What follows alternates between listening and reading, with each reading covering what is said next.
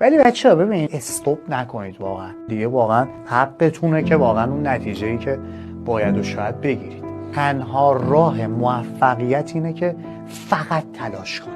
خسته‌ام شدی باز ادامه بدی. یعنی تنها مسیر موفقیت ادامه دادنه. خیلی باید زحمت بکشیم. بعضیا میگن خب کرمی مثلا الان خیلی شاگرد داره و فلان و اینا.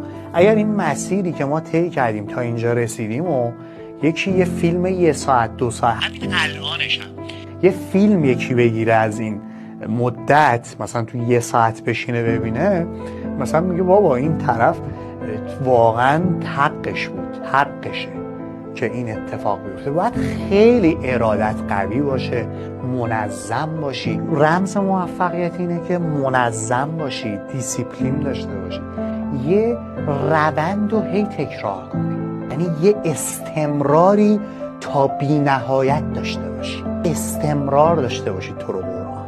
بدون استمرار به هیچ جا نمیرسید. حاشیه رو بذاری که سرت بنداز پایین، کارت انجام بده، آخرش یه دفعه نتیجه میگیری. استمرار خیلی